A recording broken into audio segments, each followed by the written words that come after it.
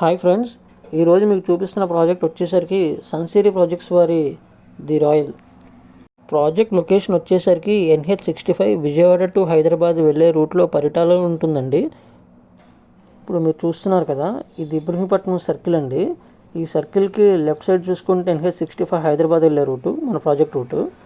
అదే ఈ సర్కిల్కి right side చూసుకుంటే కనుక మనకి తిరువూరు, భద్రాచలం, జగత్పూర్ వెళ్ళే రూట్ వస్తుందండి. ఇప్పుడు మీరు చూస్తుంది మూలపాడు సెంటర్ అండి. మూలపాడు ఐకానిక్ బ్రిడ్జ్ ఈ లొకేషన్ మీదుగానే వెళ్తుంది. అలానే మనకి క్రికెట్ స్టేడియం కూడా మూలపాడులోనే ఉందండి. భవిష్యత్తులో మూలపాడు అనే ఏరియా ఒక ఐకానిక్గా మారుతుంది. నెక్స్ట్ మన ప్రాజెక్ట్ లొకేషన్కి వెళ్దామండి. ఇప్పుడు మీరు చూస్తున్నారు కదా, ఇది మన ప్రాజెక్ట్ లొకేషన్ అండి. అక్కడ జెండాలు పాతున్నాయి కదా, అది మన ప్రాజెక్ట్ అనమాట. మన ప్రాజెక్ట్ నేమ్ వచ్చేసి ది రాయల్ పరిటాల ప్రాజెక్ట్ టోటల్గా 50 acres. ఫేజ్ 1 కింద 24 acres ఇచ్చాము. Sector A and sector B 2 బ్లాకులుగా ఇచ్చామండి. ఇప్పుడు ఒకసారి డీటెయిల్ ఎక్స్ప్లెనేషన్ చూద్దాం. ఇప్పుడు మనం ప్రాజెక్ట్ లొకేషన్లో ఉన్నామండి. మన ప్రాజెక్ట్ లొకేషన్ వచ్చేటప్పటికి నేషనల్ హైవే 65 కానుకొని ఇచ్చాము. అలానే హనుమాన్ టెంపుల్ బ్యాక్ సైడే మన ప్రాజెక్ట్ అనేది ఉంటుంది. మన ప్రాజెక్ట్ హైలైట్స్ ఏంటంటే డెవలప్మెంట్స్ ఎలా ఉంటాయో మన ప్రాజెక్ట్లోకి వెళ్ళి తెలుసుకుంటాం. మనం ఏ బ్లాక్లో ఉన్నామండి. ఏ బ్లాక్ వచ్చేటప్పటికి టోటల్గా 9.5 acresలో ఉంటుంది. ఇప్పుడు మనం చూసుకుంటే కనుక దీనికి ప్రాజెక్ట్కి 3 హైలైట్స్ ఉన్నాయి. రాయపూడి నుంచి మూలపాడు ఐకానిక్ బ్రిడ్జ్ వస్తుందండి. అలానే మనకి ఐఆర్ఆర్ అండి. ఐఆర్ఆర్ వచ్చేటప్పటికి మనకి అమరావతిలో ఉన్న వైకుంఠపురం నుంచి కేంద్రకొండ వస్తుంది.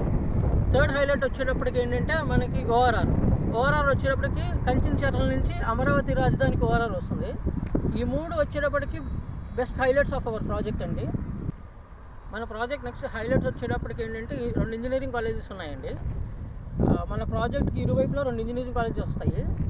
లెఫ్ట్ సైడ్ వచ్చేటప్పటికి మనకి ఎంబీఆర్ కాలేజ్, ఎంబీఆర్ అంటే మొత్తవరపు వెంకటేశ్వర ఇంజనీరింగ్ కాలేజ్ అండి. అలానే రైట్ సైడ్ చూసుకుంటే కనుక మనకు అమృతసర్ ఇంజనీరింగ్ కాలేజ్ ఉన్నాయి. ఈ 2 కూడా best colleges in our city అనమాట.